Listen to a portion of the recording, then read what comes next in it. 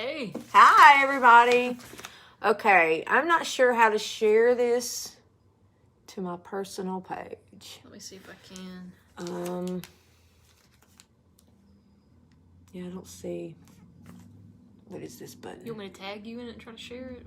Will that work? Oh, are we live? Yeah, we're live because I'm sharing it on my page now. Okay. All right. I'm trying to share to my personal page, but I don't think.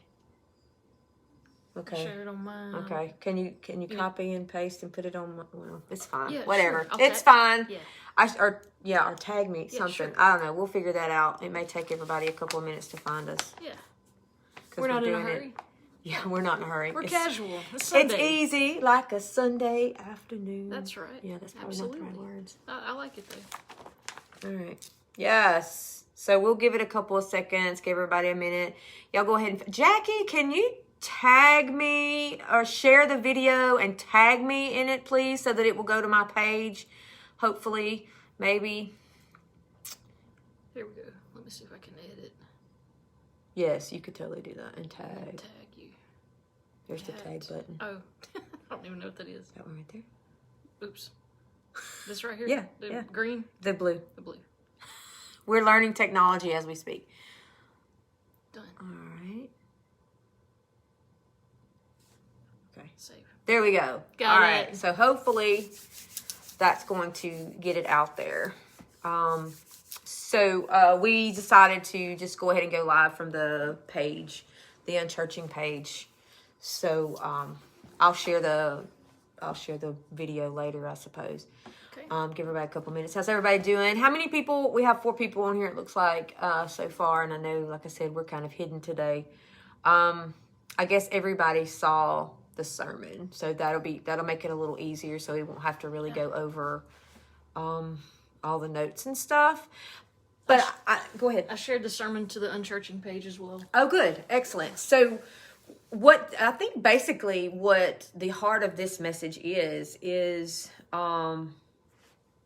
paths and idolatry, how it becomes an idol, and what makes it an idol, which it kind of dawned on me yesterday, what makes something an idol, and anything, even something that God meant for good, just like the serpent, the bronze serpent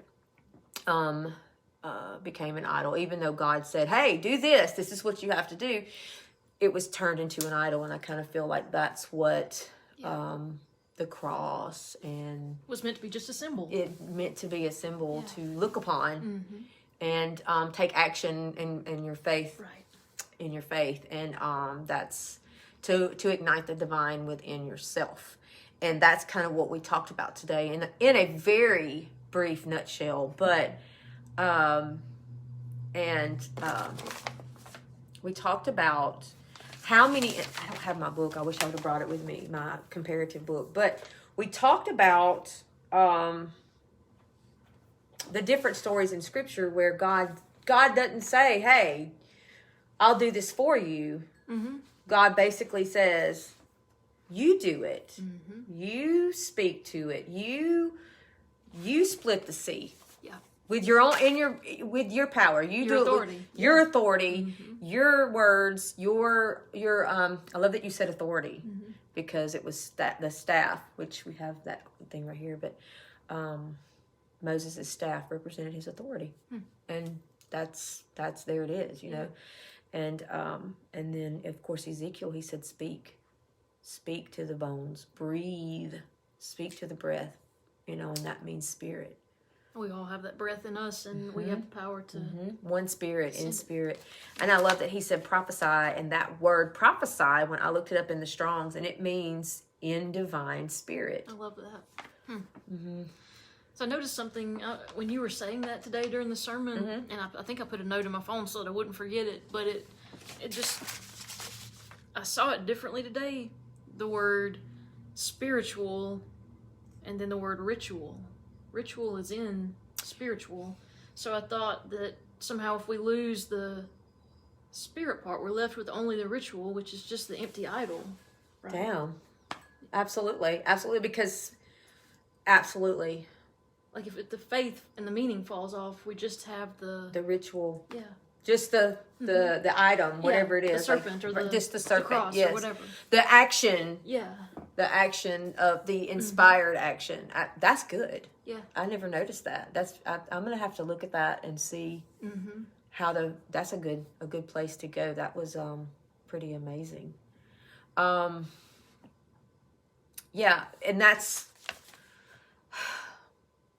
It's hard to put words to what we're trying to say without being, gosh, like that hard line. It's like you have to, and that's not the case. That's not what we're saying. It's like believing in. We're not telling you not to believe in Jesus or Correct. whatever we're not talking about that.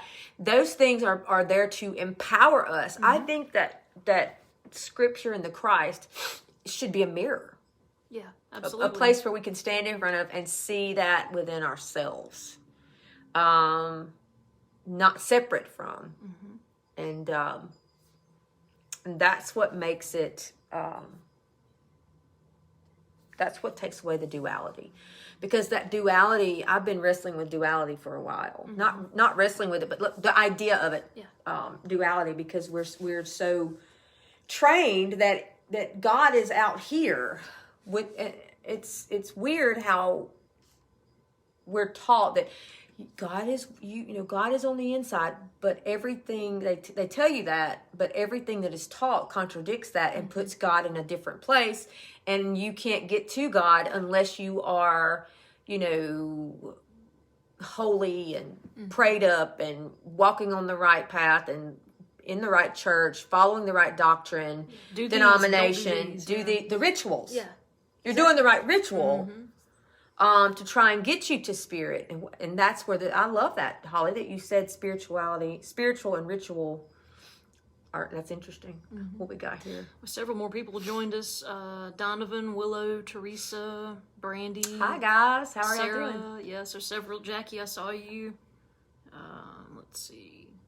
Jackie says it takes a lot of practice to do that because of our teachings in church. Yeah. Yes, and that's the, we've been talking a lot about deconstruction, and deconstructing is exactly what the butterfly does. Yeah, for sure. That's what the caterpillar does. The caterpillar deconstructs to reconstruct into the butterfly, and that's where we are, and that's what we're talking about. And I think that I'm going to use this word bridge.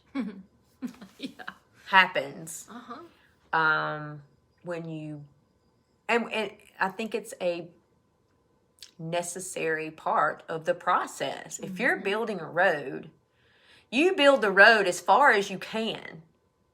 And then when you come to a place where you can't get across because there's a valley or a river or something, you have to build a bridge to get to the other side. That's right. And I think that bridge is very, very important.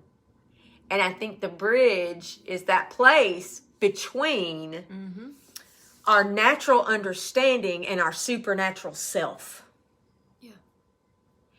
And we have to use the idols that we've created to build the damn bridge. Got to melt them babies down and put them all together and build the way across. Wow. Yeah.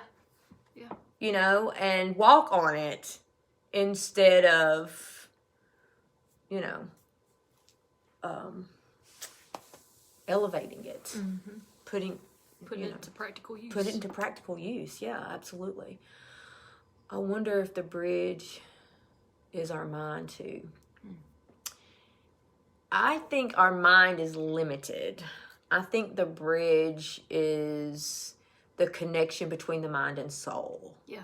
Or spirit. The crossroads. The crossroads. Yeah. Yeah, the crossroads. So, absolutely. And this is taking an interesting turn. This is really taking an interesting turn. So and that's It's almost like the Holy of Holies within. Like That's exactly what it is. That's where we have to go to get there. It's exactly what it is. And you think about the Holy of Holies. Let's think about that. Let's talk about the tabernacle. Okay. Let's talk about the tabernacle from the Old Testament, because that's where God dwelled. And I've preached about this. You sure have. Yeah. The process, there was the outer tent, okay, and you had to walk through the outer tent, and you had to, I think the first thing was maybe the wash. The second thing was the sacrifice. Okay. I can't remember the order, but the sacrifice is in there where you sacrificed an animal, you burned it. There was the brazen altar where you burned the sacrifice. You have to wash, and then you walk into another place. I'll have to look it up because it's not coming to me all of it right at the moment. But then there was another veil, okay, between, that was the holy place. But there was another veil that went into an even deeper space, and that was the Holy of Holies. And so there was a lot of ritual to get to the spiritual. Yeah, you understand? Good. And so, I mean, and there was a menorah, there was a candle, lighting of the candle. There was a lot of different rituals to get to the spiritual part. Showbread or something like that? The table of showbread. Yes, that's right. The table of showbread. So there's a lot of steps to get to that place, and still you had to walk through a veil. And it was said that, now this is interesting. Okay. Only the high priest could go into the Holy of Holies. So I'm speaking metaphorically here, so I need y'all to hear me. And it is said that the high priest had bells on the bottoms of their robe. And they had something tied to their leg, like their leg. And if the bells ever stopped ringing, they would drag them out because they had died. Because the presence, they weren't prepared. They weren't ready to be in that type of presence of God, and it killed them. So, if we are not prepared to go into that holy, holy, holy place, it's going to be too much for us. We're going to reject it, or it's going to harm us. You know what? It's a process to get there, okay? So, our church teachings served us so well. They taught us so much. They gave us a glimpse of so many things. And now we have to take the idols that we built from those teachings and fashion a bridge to get over that impossible place.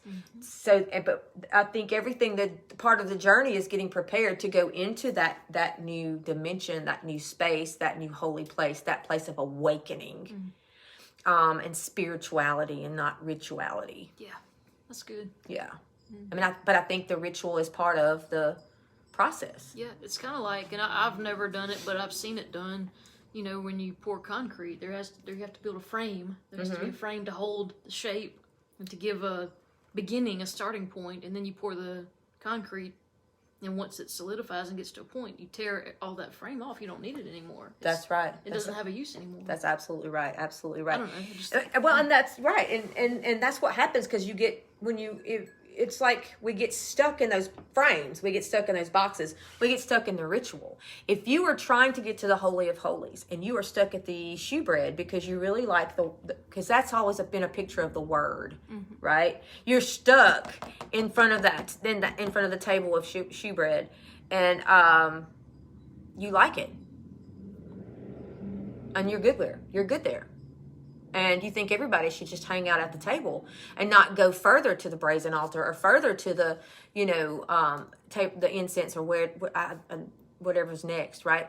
You get stuck in that one space. You get stuck in that ritual. That is when it becomes an idol. It has blocked you and stopped you and is preventing you from moving forward because you can't see beyond it. And you have made it holier than the holiest. Yeah, that's good. And so you got to keep moving. And that's the thing. God is pulling us and saying, I am so much bigger than you can even fathom. Come closer. I want to show you more. But we can't see more because we're not ready for it if we are stuck in front of an idol. If we have made our the holy thing the holiest thing. Yeah. Does that make sense? I hope I'm making sense. I'm not going to be stuck anymore. Good. Whitney said yes. It's ritual. Ritual is important. Sure, it has its place and its purpose. Absolutely, It's it's the works too. I mean, faith without works. The ritual part is the work. I'm going to do this because I believe. Okay, I'm gonna light this candle because in my spirit, when I light that candle, I'm putting that divine light in a physical format. The intention. The intention, yes. And that's what makes it powerful. Yep. I think. It's not the candle. It's not the lighter, it's not the incense, it's the act of faith. Yes. It's taking that divine light and putting it here. I'm going to show everyone this divine energy in a way that, like a spell. Yeah, like absolutely. Spell work and prayer and all those things are all the same. It's just called something different. And that's what we've been talking about. It's not about the path, it's about the destination, and the destination is the Holy of Holies. Right? Amen. Intention, energy, prayer, spells, all the same. Absolutely. Yes, absolutely. Whitney said something, I don't know if it popped up on my phone. It says, reminds me of the allegory of the cave. You preached from Plato's Cave. Yes, I think I talked about Plato's Cave. You did. A couple of weeks ago, maybe. It hadn't been that long ago. I mean, I think we've talked about it here in the podcast. Okay. Maybe I may be wrong about that, but yes, I've preached about that as well, because you get stuck looking at a wall and all you see is the illusion of what someone is showing you from behind, the shadow of something that there's something so much bigger. And when the man escaped from the cave and got into the light, beautiful world, it was too bright, too much. He had to run back in. That's what happens if we try to just burst right into the Holy of Holies and gain all the knowledge all at one time. It's overwhelming. It's too much. We can't handle it. We're going to run back into our cave and we're just going to hang out there because it's safe and it's not as scary as the scariest things, right? All right. Then you're blinded by the light. Yes, blinded by the light.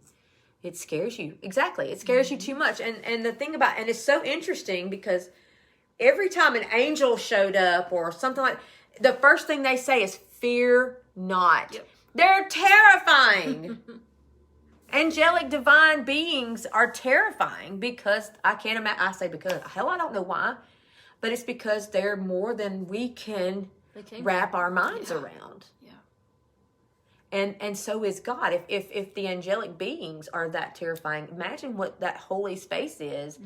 So God's just like, I want to show you more, a little bit more, a little bit more. Yeah. Angels are scary looking. Yeah. Yeah, if you read the descriptions in the Bible, yeah. Well, Ezekiel had this. Susan swears that Ezekiel saw spaceships and aliens. That's what she's determined. So, but I mean, I suppose an angel is an alien, right? Otherworldly. Right, otherworldly for sure. Maybe not scary in the conventional way, but yeah, just beyond anything we can imagine. And that's scary. We are afraid of what we don't understand. And if an angel popped up in front of us in their truest form, or even in their human form with that angelic, energy, we're just going to be like, what is this? So, no, keep commenting, Whitney. I see. Yeah, keep commenting, please. We're really feeding off of these comments a lot. Yeah, let me see what I've got here. I really enjoyed the story from the Buddhist website that talked about the lady that was diagnosed with cancer, and she asked some friends of hers how to healing practices, and they said, go save some animals that are about to be killed and release them into their natural habitat. And she did that, and she saved chickens and fish and worms, and when she went back to the doctor, her cancer was gone. Love that. And it was talking about that, and that is what that action. Okay, I'm going to do this. I'm not going to worry about doing something. I'm not going to focus on healing myself. I'm going to focus my energy on healing someone else, saving these animals, these creatures that nobody's really thinking about. And let me tell you something. When we truly give that healing energy to someone or something, we are in turn receiving it because we're all connected. Absolutely. I believe that's one of the things that's taught in the path of Reiki. I think Yes. that when you share the healing with others, you receive. Absolutely, absolutely, and that's why it's that circle. And when you give, you receive. Even Jesus said that it's better to give than to receive. I think we talked about that last week. That we receive something when we give something, and when we're kind to one another, we're kind to ourselves. Yes. And when we reject one another because the path is different or the belief is different, or we're rejecting ultimately ourselves and ultimately God, because we're all connected. Yep. I'm you, you're me. I'm you, you are me. Absolutely. So we got any comments? You are helping so much. Well, thank you. All is one. Yes. All is one. And I think if we could all get to this place, what transformation would happen in the world? That's The kingdom. Yeah, that's the kingdom. We're the kingdom. Oh God, who was it that said? I can't think of anything right now. Okay. Be the change. Yeah. Be the change that you want to see in the Gandhi? world. Gandhi said that. know. Yes, it was Gandhi. Okay. Be the change that you want to see in the world, because when we change, there's a ripple effect, Yes. a butterfly effect. A butterfly effect. I love that. Family can reject, and it's hard. That's true, but when they reject, that's on them. That energy's on them. And I came full circle with that very thing. Was it this week? Yeah, I think so. It's been a long week, but yes. Yeah, I think it was this week when my father said something horrible on social media and really basically denied me as his daughter right there in front of on social media. And I was like, I was okay. It didn't bother me. I knew that I was healed from that, and that I was loved in so many other areas by so many other people.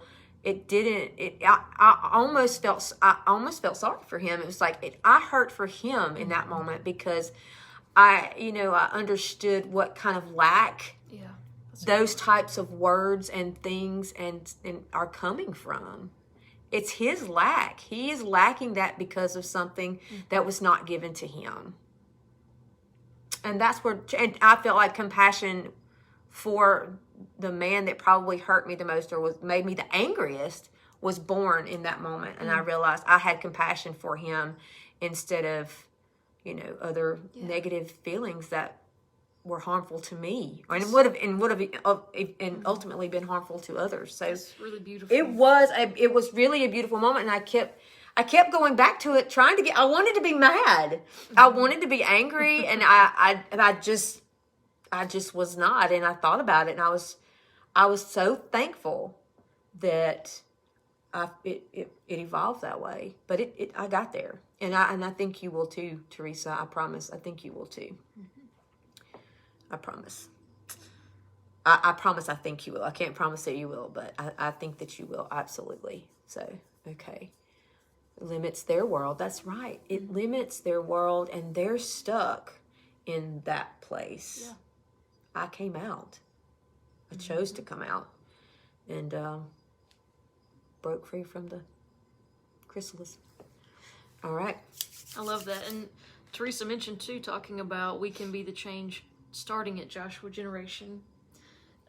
And I don't think she'll mind me saying so. I won't call her name because I don't have her permission, but I was in line at lunch earlier after church next to someone. We were talking about how the community at Joshua Generation has come from so many different places and so many different people, but it's a rare thing given where we're centered geographically. Mm-hmm.